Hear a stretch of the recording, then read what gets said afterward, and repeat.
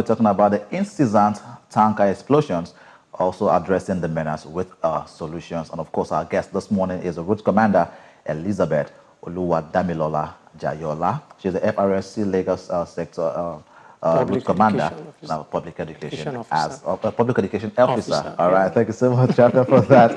Well, good morning to you, Mom, and welcome. Good morning. Good morning, my beautiful sister. Thank you. She's always someone I call beauty with brains. Of course, no doubt about that. The camera doesn't lie as well. If you have a panther. You're welcome. And of course, it's good to have you. So let's just get straight to the conversation anyways. Very recently, Nigeria has witnessed a series of tragic tanker explosions. For instance, on January 18th, 2025, there was a fuel tanker overturned in central Nigeria. And in January 2025, January 25th, rather, 2025 as well, another explosion in Enugu State also claimed about 18 lives. And all of this needs urgent, effective solutions. What is the FRSC doing at this point in time? I think it's not at this point in time, it's what we have been doing over time. So, if I remember vividly, I think it was 2014, these incessant falling tankers and trailers happened, and FRSC went back to the drawing board with all the stakeholders. And we decided from the RTSS, we call it Road Transport Safety Standardization Scheme, point of view of the driver's safety, the vehicle safety, and the operators also. And then FRC devised an initiative called Safe to Load Program. Now, this Safe to Load Program has our men, that's our officers, at petroleum depots, where we do assessment of vehicles, drivers and the operators. So we do trainings for them, and as well as before they load, we do a preload education for them. And then we do a preload assessment of the vehicle. So it's a thing to do a preload training for the drivers, and also do a preload assessment of the vehicles that will take that what do I call it now? The product from point A to the last point. Now, we have witnessed series of issues over these safe to load programs. Some have keyed into it, others have not. Some of those who have keyed into it, we have them, their drivers going out of the assessment range. And then they go outside to turn the product into another vehicle that has not been assessed. You know, we assessed based on so many things. We look at the engines, we look at the tires, we look at the container itself. You know, there is a specific container for every product. Now, looking at this, you now go outside the assessment range to turn your product into another vehicle that has not been assessed. Do you understand? And then let's also look at it from the human factor. You know, because if we look at the environmental, the roads and everything, let's look at the human factor. You driving a product. Now, this is not human this time around. It's a product that is highly inflammable. And then you take this product from point A, it behoves on you to be careful. Training has been done, but you on your own personal, you know, you are driving and you know that, okay, the roads are bad. We agree. How do you drive from this point A to the last point of where you drop the product and you come back safely? Now, this is where the problem lies. So we have done our own part. We are still doing our own part of going to those petroleum depots to do the assessment, the training, you know, be there 24 hours to make sure that they are taken to the assessment range and they have taken their trainings and everything. Now, what comes out of it is you as a personal person, or you as a person, doing what is right. Common sense driving technique. Now, some person might want to argue that common sense might not actually be the best way to go. Now, you've done trainings for for these drivers as well too. And what measures then are you taking to ensure that after you've trained the drivers, they are complying to that training. So when they don't comply, what are the measures that you take to ensure that these compliance measures are taken seriously? I'm going to put that question to you. After going through your driving school training and everything, we all know, okay, let me not put it to you because you will tell me that, oh, as a person, but we all know that after these trainings, people still go on the road to have that road rage in them, to do the unthinkable. Let me put it like that. I don't want to specify what they do, but let me say the unthinkable. So the training has been done. How about that other part of you that says, oh, let me do it this way? You know this is the shoulder of the road. You are supposed to go gently on it and calm down. But you feeling like the tiger of the road because you have a big vehicle in your arms. You want to maneuver. And then you need to understand, part of the training we give is when you are maneuvering to the right, your product maneuvers to the left because it's a flowing product. Okay. And then when this happens, it pushes your vehicle. It's either to the right, to the front, or, depending on the opposite direction you are going to. So it's a whole lot of things that FRSC is trying to build part-time. And, we have all the other stakeholders that we are working with, the PTD, etc. But we are still begging. Part of what I do on a daily basis is begging other fleet operators to come in hands with us. Because when you look at these accidented tankers, you realize that they are not even part of the fleet that we have trained or we have assessed. Okay. So that means there are other people that are still plying the road. So they are not legal to do that. Yeah. So So let's still go back to the compliance. Okay. Now, when you notice, because you're on the road almost every day, if not every day. Every day. Yeah, every day. Yeah. So when you notice these people, right, what do you do to ensure that these guys that are not part of your training are being taken off the road? And then you concentrate on those that you've trained, one, and those that you've trained as well. If they are not complying to the safety measures, what do you do to them? Majority of them, they have the measures against them when we realize that, oh, they are not doing this. Okay, let me give you an instance. In December, the Safe to Load National Coordinator, CRC Egboton, noticed that there's a particular vehicle under the assessment range that has been using fuel containers, that's the kegs, to build more like a container, like a fuel container for the vehicle. So that is where they put it on the engine. That plastic on the engine, and they travel with it. So he realized and said, call me the operator, I want to see him. Okay. The driver argued back and forth. They were on it for 2 days. And that is where the measures lies. He was grounded for that particular days, and he was asked to call the operator. I want to meet with your operator. I want to see if this is what your operator have asked you to do. Okay. And then when they met with the operator, they were able to sanction the driver accordingly, and then took another driver to take that vehicle, and then they did what they were supposed to do with the engine. Do you understand? So that's part of it.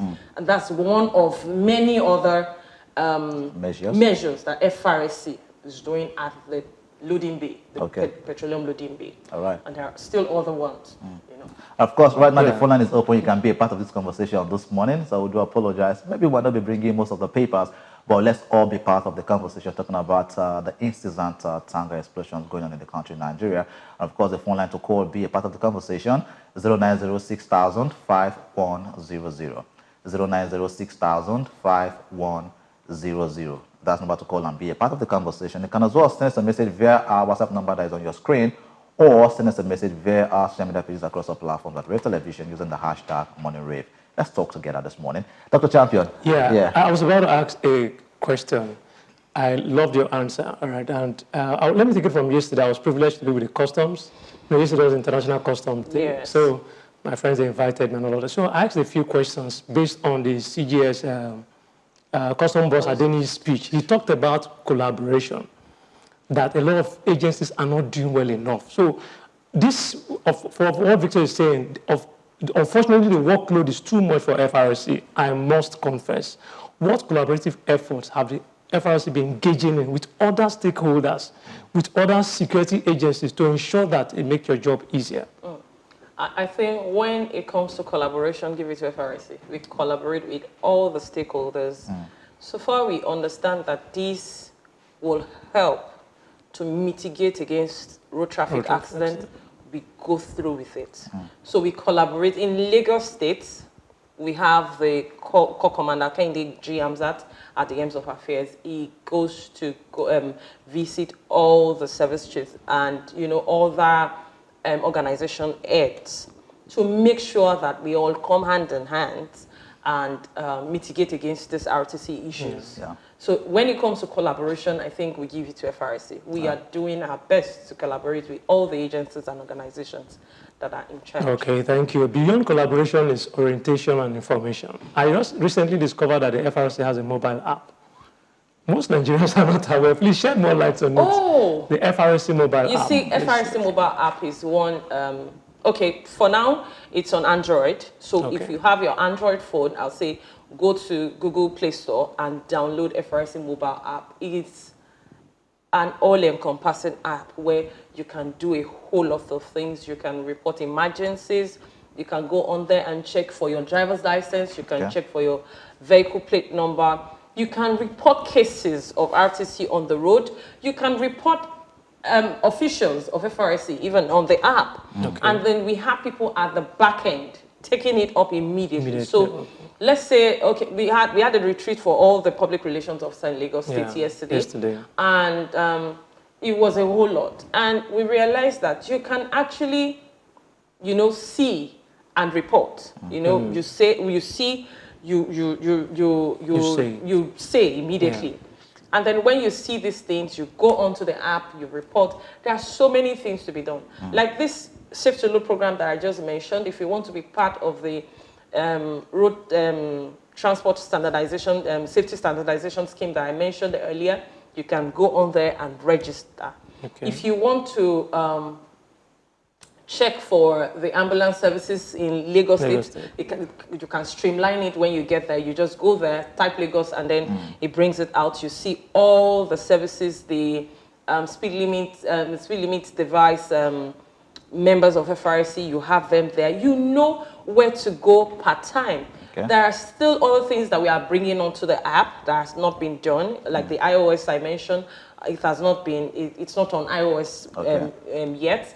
But we are bringing that. So it's mainly on Android devices. But for now, what we have there is robust, and you can key into it. All right.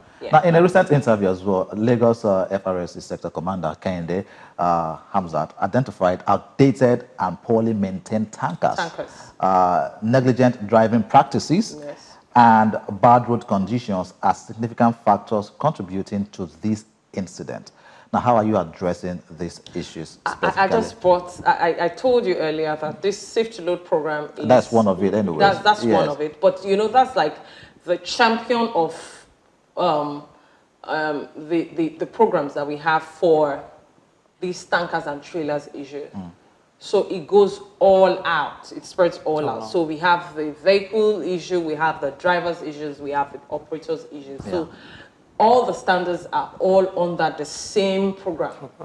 So you want to talk about the outdated tankers. We have that with that was why I said, I made an example of what happened in December where a driver was trying to use as, Please just hold on to your thoughts, right? We have a call, have a caller. Uche, good morning. Good morning, everybody. Good morning, Uche. You're welcome. Yeah. Please, I want to ask a question to road safety officer that is with you there. All right, go ahead. In my local government, I'm calling from Ohafia. There is one particular filling station that has no space. Usually, they will be on the road discharging petrol. A truck, full loaded truck, will be on the road. A road that is not a major road, though. Just a pathway. Okada will be passing, vehicle will be passing, they will be discharging. We have a road safety office here. We have a DSS office here. We have a military barracks here. We have a police station here. In fact, we have how do I put it? Area commander in my zone. There, many of these, outfit of security, they are in my place. Assuming that there is a fire, and the way we build house, we join house to each other. Not that there is a space, no bush. And people are watching that filling station. You can't go there and buy petrol and turn easily. So what do we do about that? To avoid any calamity. Ohafia is God in bless which you, man. Abia State. Abia State, okay. Abia State. Okay. I'm going to escalate this to the sector commander in Abia State, and I'll see to it that they have a collaborative effort with all the stakeholders and mitigate with this. Thank you, sir. All right. So in other words, basically how to relate with the FRSC operators in Abia State to do that. Yes, to do that. All and right. he can also report at the FRSC office, and then they will look into it. I can also chip in the FRSC mobile app. You can also go there. Yes, you can also go there, yes, yes, and report that kind of issue. Very wonderful. Yes, so if you download it on your phone, log in, sign in, and then you'll have it to yourself. Exactly. It becomes yours. And apart from this, we have black spots on the road. Okay. This gives you the signals that where you are going, there's a black spot ahead, and you actually know where you are going using this one. It's just like using your Google map. All right, just hold on to that. Akerele from Jos, good morning. Hello, my dear people. Good morning. Good morning. My young lady, you see, I think which just gave us only one topic this morning by asking for the road, what is it called, where the person which is charging this thing by the roadside. Yes. You see, all those things are not for the road safety. The state government, the local government, and the federal government are supposed to know that a filling station is supposed not to be a residential area. Yeah. And you see, even in Abuja and everywhere, you see, where people teemingly populated area. Inside market, you see filling station there. Immediately you see that people are advancing and population are growing in some area. You relocate all those filling stations because you cannot be building filling stations where there is market, there is church, there is mosque there's everything over there. People, when the people are doing their businesses over there, you see that place will be crowded. So why do we wait for the disaster to happen before we leave it on the board? And anyway, I want to ask my young baby there that what is wrong with us in road safety? Road safety have left so many things that they are supposed to do, and they are doing another thing.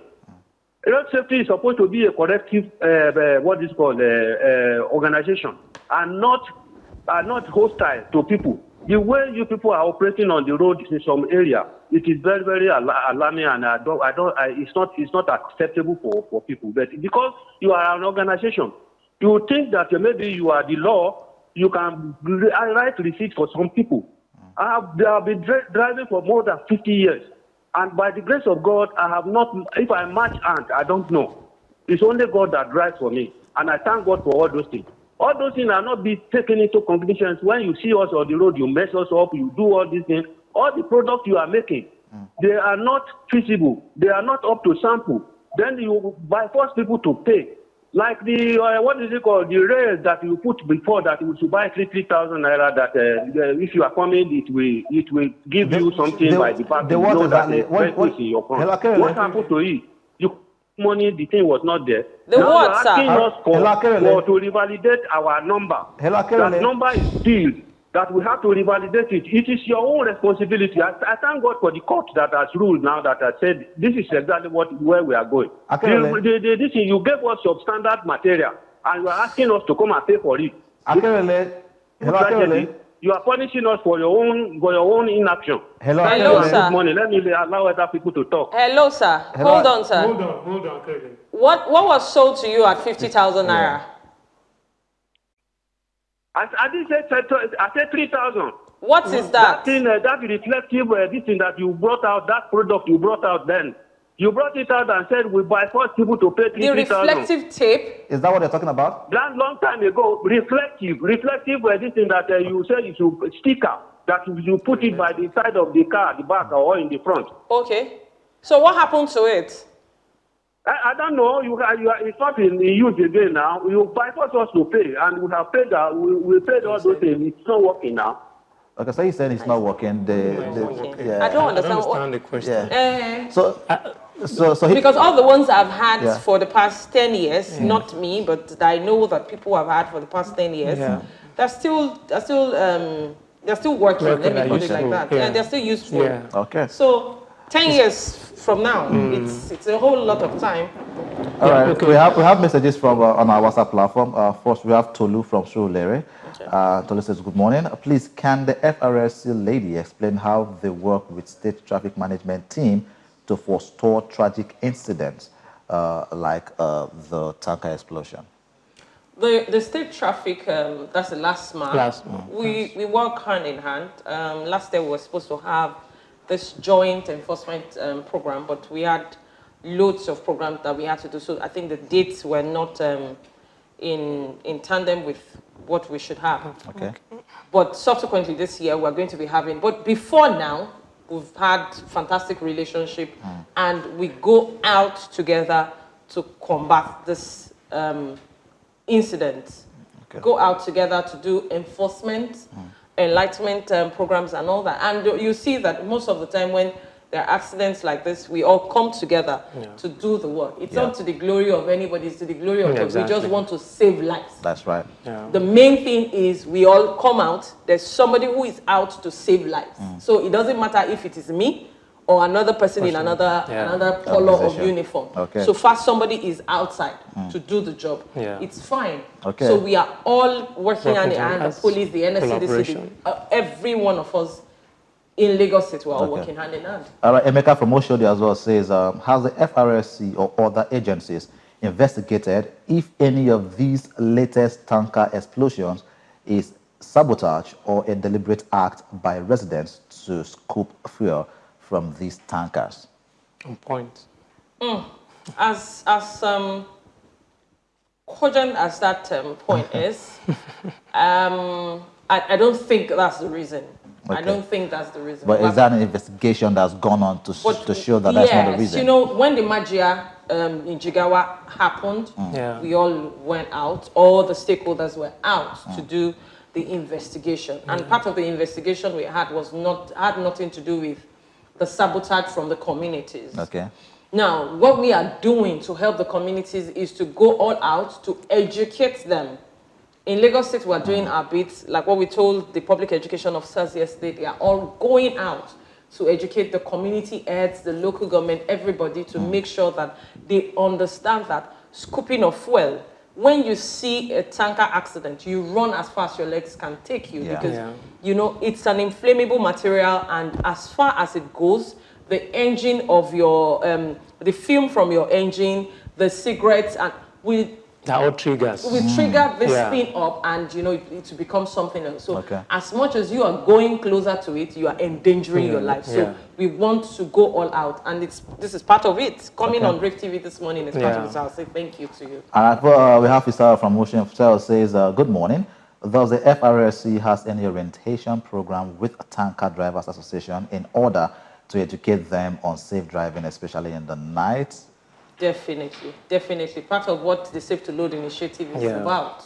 We go all out to do, not just for the drivers, the collaboration of all there are some that PDD, we have the NUPENG, we have the MEMAN, we have different associations. So we go there to do courtesy visit, trainings, you know, what have you, so that they all have this orientation, you know, the trainings to understand that this is what we are putting our money into, and this is where our money should go, not the other way around. Because when this tanker accident happened, it's not just the loss to the owner of the tanker. It's also a loss to the community that's supposed to benefit from the product. And also to the country. So it's a win-win. Even the loss of life is a loss to families and individuals. So let's take this one from Sean. We'll come to Dr. Cham. Sean from Surulere says, "Good morning. Please, the recent court verdict that said drivers can't be held responsible for old plate numbers. Please, can let us know if they will comply with this order. Okay, so I think I discussed that with Dr. Champion. Yes. And we're on it. Okay. About that, we're on it. Are you But I going to be just want complying? people to understand that your number plate is your personal identification number. Yeah. And you cannot alter it. You cannot paint it. You cannot do anything to it. So if a traffic enforcement agent or agency stops you and books you on tampered number plates, it's acceptable. We are talking about faded now. We are on it. We need to understand that it's a collaborative effort. It's not just FRS. FRS produces. Other people bring this. Yeah. The other ones will bring that. And then we bring out the products. Now, people need to understand that it's not just FRC on its own now when it comes to number plates and driver's license issues. So people need to calm down. We are on it. We'll definitely bring out, the best for you, just like we've always been doing. Yeah. But, about tampering with your number plates, changing the ownership of your vehicle to another, when you sell your vehicle, your number plate is your own. You can sell your vehicle, but you cannot sell your number plates. You can change your number plate to another vehicle. The person buying from you has the responsibility to go and buy its own number plate, and that is his own personal identification number. Because when we go on to check who owns this, it is my name that will come out. Okay. When we check for yours, it is your name that will come out. But in a case where I get to check for your vehicle, a Toyota Venza, and it is my number that is coming out, it's an aberration. Okay. So just to be more specific, would the FRSC be complying with that court We are verdict? On it. Okay, you're on it. So you're not saying yes or no. We're on it. Very quickly, Champion, now. Okay, very good one. I want to talk about your program for schools. Yeah. All right, because I remember that last week we saw a whole lot that FRSO did for schools on the 27th of May. And it was very, very commendable. Unfortunately, the public doesn't really know that. So shed more light on your safe initiative for schools. Okay, so we call it Catch Them Young program. Yeah. It's the opportunities the younger generations have now. We do not have them. We do not have that opportunity because we were not taught from the younger age that, this is how to drive, this is how to walk on the road and all that. So we are now catching their hearts, we are catching their minds at this age now. Yeah. And we are saying to them that this is how to do it on the road, this is how not to do it on the road. And then we are using so many things. We're using arts, we are using the trainings, we're using the talks, we're using so many things to talk to them just to capture their hearts, because we all know that some children will understand mathematics, some will understand fine arts, some will understand chemistry, and some will not understand physics. So we are using different subjects to catch them. And you know that we have a road safety entrenched in the curriculum of schools now. Yeah, that's what I was going to. We also go out to check if they are being taught in the right way to understand. And then we also go to those schools to educate them on how to walk on the road. And it will surprise you that I was in a school last year, February, and while talking to one, the child raised up his hand and said, I told my mother that I didn't follow my mom to school. I've not been following my mom to school. Why? She likes touching her phone when she's on the steering. And she will not follow her mother because we have told her that it is dangerous for to drive and touch your phone, press your phone. Yeah. Okay. So she will be the one to educate her parents. In case, they listen and they don't want, they will definitely listen to their children. That's right. Exactly. So we are doing that. And then there's a children's safety and security program coming up before the end of the second quarter by the special grace of God with the help of our collaborators and stakeholders. Okay. By the special grace of God, we'll let you know. All right. That being said, this is where we're going to end it on today's edition of the Morning Rave. Our guest has been the Route Commander Elizabeth Oluwadamilola Jayola.